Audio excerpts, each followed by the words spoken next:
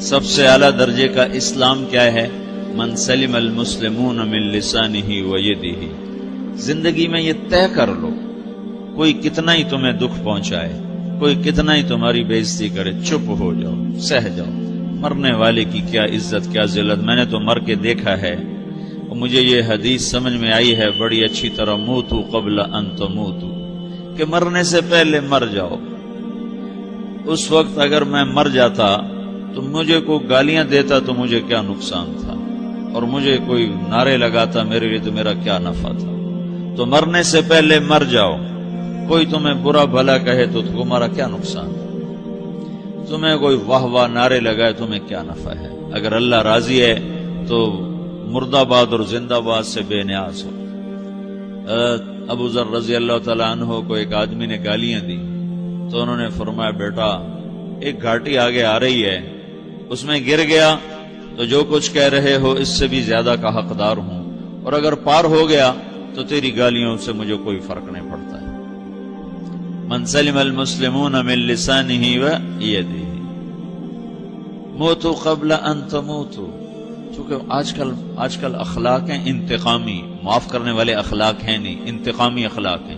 ہمارا معاشرہ انتقامی ہے، اچھا کرو گے تو ہم اچھا کریں گے، برا کرو گے تو ہم برا کریں گے، جیسا کہو گے ویسا ہم سے سنو گے۔ یہ ہمارا ماحول ہے، یہ ہمارا۔ ایک ماں کہہ رہی تھی دوسری ماں کو، میرے پترا کدی کسی نے واسطے سلام نہیں کیتا، بڑے فخر سے کہہ رہی ہے، ہمارے اپنے گاؤں کی بات، میرے پترا کدی نہیں کسی نے واسطے سلام کیتا، مائی جڑا کرے انہوں کریں دیں، جڑا نہ کرے انہوں پوچھ دے ہی کوئی نہیں۔ یہ وہ فخر سے کہہ رہی، جو سب سے بڑا عیب ہے وہ سب سے بڑا فخر بنا ہو۔ میرے پترا کدی نہیں کسی نے واسطے سلام کیتا۔ جب ماں باپ نے یہ سبق دیا تو اولاد کا کیا قصور ہے؟ ہمارا معاشرہ انتقامی ہے، ایک کی 10 سنانے کا ماحول ہے، تو آپ 100 کی ایک بھی نہ سناؤ۔ احنف بن قیس رضی اللہ تعالیٰ عنہ پہ ایک آدمی نے چڑھائی کر کہنے لگا، ایک سناؤ گے نا تو 10 سنو گے میری طرف سے۔ تو احنف بن قیس کہنے لگے، بھائی تو مجھے 100 بھی سنائے گا نا تو میری طرف سے ایک بھی تو نہیں سنے گا۔ ایک آدمی ان کی بڑی بےزتی کر رہا تھا اور وہ چل رہے تھے، اور وہ 100 گالیاں بک رہا ہے۔ جب آ گیا نا قریب شہر تو کہنے لگے، دیکھا میرا قبیلہ یہاں رہتا ہے، اگر کسی نے سن لیا نا تو تیری بڑی دھلائی کر دے گا، تو نے جو مجھے گالیاں دینی میں کھڑا ہوں یہیں تو دے لے، تو اپنا سارا زور پورا کر لے تاکہ آگے تجھے کوئی تکلیف نہ پہنچا دے میری وجہ سے۔ تو وہ پاؤں پہ گر کے معافی مانگنے لگا کہ واقعی تو بڑے حلم والا ہے۔ وہ مشہور تھے اپنے حلم میں، بردباری، اور لوگ ان کا امتحان لینے آیا کرتے تھے کہ بھئی کوئی ہے جو احنف کو غصہ دلا دے، تو لوگ ناکام ہو جاتے تھے، ان کو غصہ نہیں آتا۔ ایسے ایک عرب سردار گزرا، معن بن زائدہ، وہ بھی اپنے حلم میں بڑے مشہور تھے۔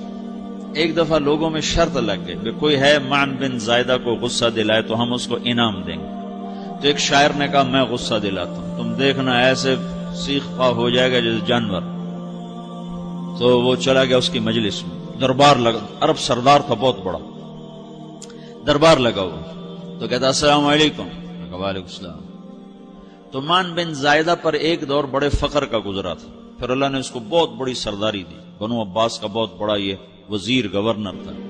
تو کہتا اتذکر اذ لحافک جلد شاۃ واذ نعلاک من جلد البعیر، کہوں بھائی تجھے یاد ہے جب تیرا بستر بکری کی کھال تھا اور تیرے جوتے اونٹ کی کھال کے تھے؟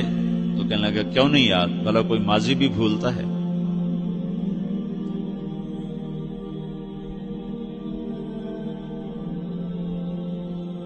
تو وہ کہنے لگا، پہلا وار تو خطا کا، کہ سبحان الذی اعطاک ملکا وعلمک الجلوس علی السریر، تو پھر ساری تعریفیں تو اللہ کی ہیں جس نے تیرے جیسے کو تخت پہ بٹھا دیا۔ کہاں بھئی ساری تعریفیں اللہ کی ہیں، میری تو کوئی اوقات نہیں۔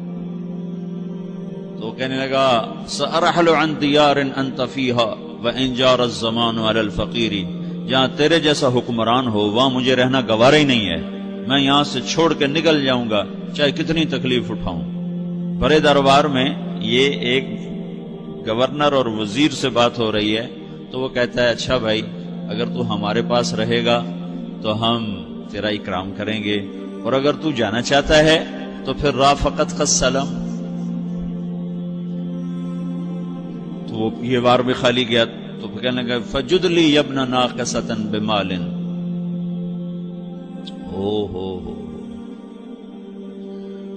او گندی ماں کے بیٹے مجھے کچھ عطا بھی کر، میں بغیر پیسے کے سفر کیسے کروں گا؟ عرب کو کسی کو بھی ماں کی گالی دے دینا پھر عرب سردار ہو۔ فجد لی ابن ناقصۃ بمال، بری ماں کے بیٹے مجھے کچھ پیسے بھی دے، میں نے جانا ہے۔ میں کہا اس کو 3000 دے دیا جائے۔ اللہ، تو کہنے لگا قلیل ما آتیتنی وانی لأطمع منک فی الکثیر، یہ تو بہت تھوڑا تو نے دیا ہے، مجھے اور دے۔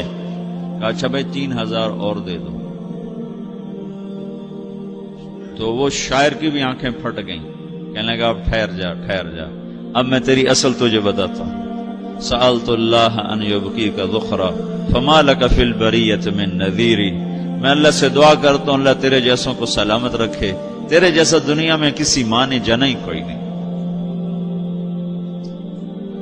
فمنک الجود والافضال حقا وفضل یدیک کالبحر الغزیر، تو ہی سخی ہے، تو ہی کریم ہے، اور سمندر بھی تیری سخاوت کے آگے کچھ نہیں ہے۔